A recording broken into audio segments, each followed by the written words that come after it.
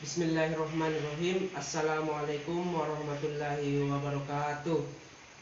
Perkenalkan, nama saya Sofyan, NIM 1801010403, Prodi Pendidikan Guru Madrasah Ibtidaiyah, Fakultas Tarbiyah dan Ilmu Keguruan. Di sini saya akan menjelaskan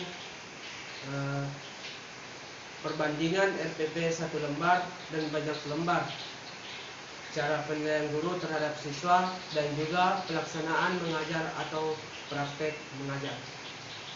Sebelum kita melangkah ke perbandingan RPP 1 lembar dan RPP banyak lembar, kita perlu mengetahui apa sih itu RPP. Nah, RPP atau Rencana Pelaksanaan Pembelajaran adalah pegangan seorang guru untuk membantu dalam mengajar supaya selesai dengan kompetensi dasar dan juga standar kompetensinya. Selanjutnya, menurut Permendikbud nomor 65 tahun 2013 tentang standar proses RPP atau rencana pelaksanaan pembelajaran adalah suatu kegiatan pembelajaran tatap muka untuk satu pertemuan atau lebih.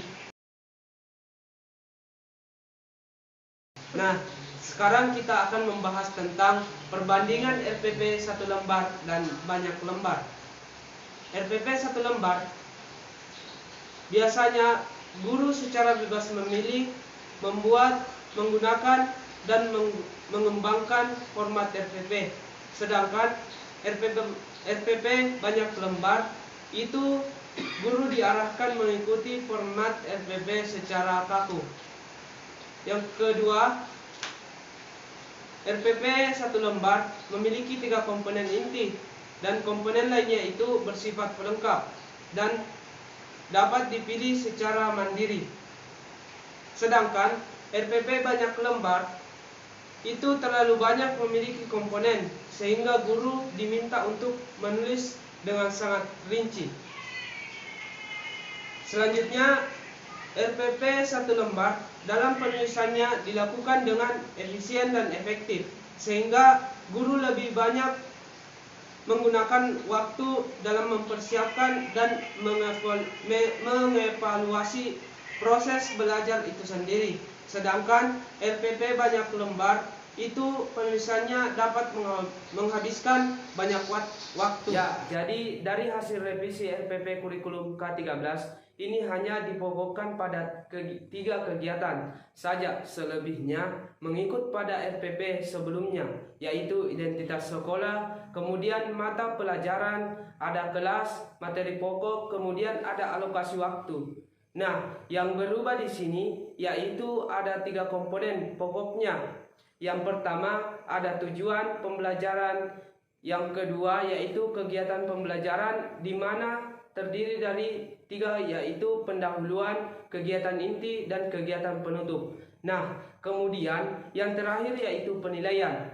Jadi, dia di sini penyederhanaannya yaitu yang terdiri dari 3 komponen saja. Nah, sesuai dengan Surat Edaran Mendikbud nomor 14 tahun 2019 tentang penyederhanaan RPP ini, Menteri Pendidikan Nadiem Makarim menyederhanakan RPP tersebut, yaitu ditujukan untuk seluruh kepala dinas pendidikan provinsi dan kabupaten ataupun kota seluruh di Indonesia. Jadi ini berlaku untuk seluruh Indonesia. Kenapa sih ada penyederhanaan RPP ini? Nah, alasan yang paling kuat adalah seperti yang Anda ketahui bahwasanya guru sangat disibukkan dengan sistem administrasi untuk proses belajar mengajar, di mana yang dibahas di sini yaitu tentang administrasi RPP, rencana pelaksanaan pembelajaran. Nah, guru sering diarahkan untuk menulis, menghabiskan waktu, di mana yang sudah saya jelaskan tadi tentang RPP yang menyisakan waktu ini yaitu RPP kurikulum K13. Tadi ada 13 kompetensi yang harus ditulis dalam RPP.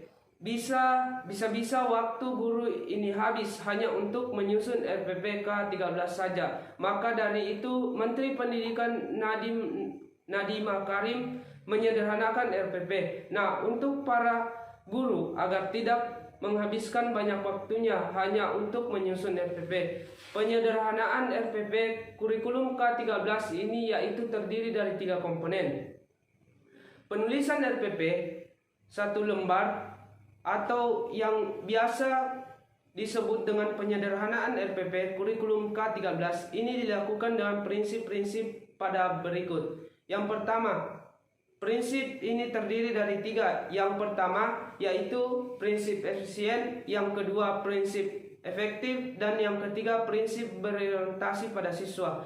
Nah, apa-apa saja sih prinsip tersebut? Yang pertama yaitu prinsip efisien. Prinsip efisien ini adalah RPP yang dibuat dengan tepat dan tidak menghabiskan banyak waktu. Kemudian yang kedua yaitu efektif. Efektif adalah dibuat untuk mencapai tujuan pembelajaran. Dan yang terakhir itu berorientasi pada siswa. Maksudnya di sini adalah RPP ini dibuat dengan mempertimbangkan kesiapan, ketertarikan, dan kebutuhan belajar peserta didik di dalam kelas. Dengan adanya 3 komponen ini, maka RPP yang dirancang 1 lembar ini bisa digunakan untuk perencanaan proses pembelajaran dengan baik oleh guru. Nah, itulah tadi perbedaan antara RPP kurikulum K13 dengan RPP 1 lembar hasil revisi Mendikbud tahun 2019.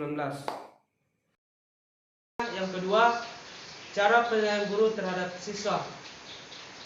Adapun bentuk-bentuk penilaian guru terhadap siswa yaitu ada 3. Yang pertama penilaian sikap, penilaian pengetahuan, dan yang terakhir penilaian keterampilan. Nah, yang pertama itu penilaian sikap. Biasanya kita nilai melalui penilaian observasi, penilaian diri, penilaian antar siswa, dan penilaian jurnal. Yang kedua penilaian pengetahuan. Adapun jenis-jenis penilaiannya yaitu tes lisan, tes tertulis, dan tes penguasaan. Nah, yang ketiga penilaian keterampilan.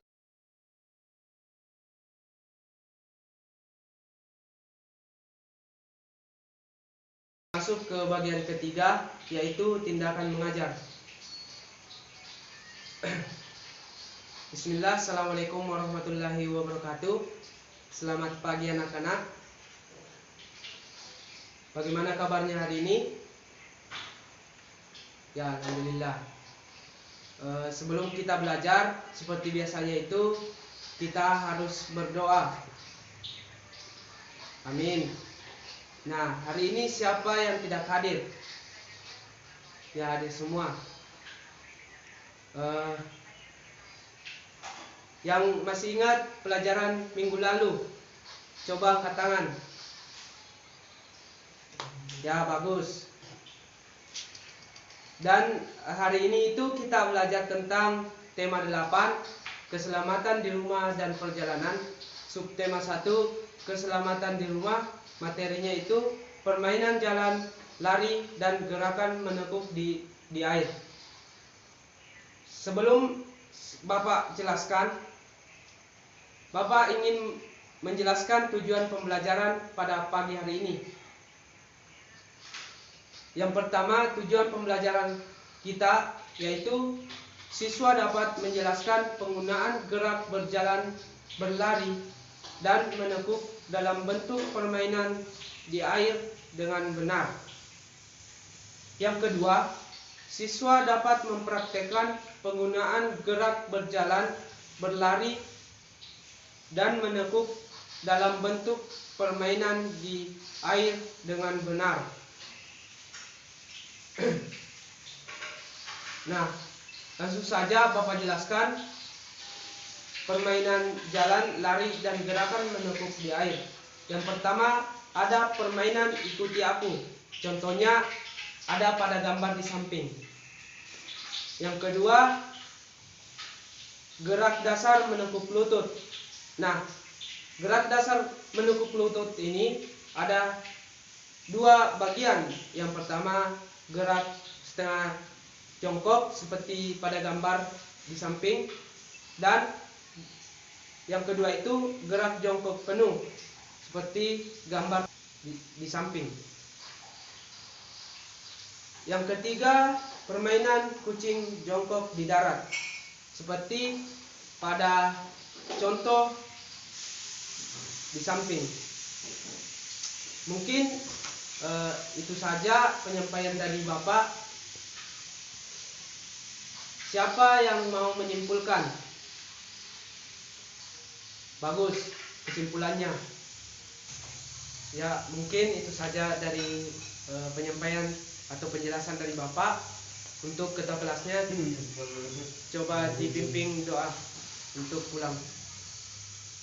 Baiklah anak-anak, mungkin cukup sampai di sini pertemuan kita pada pagi hari ini.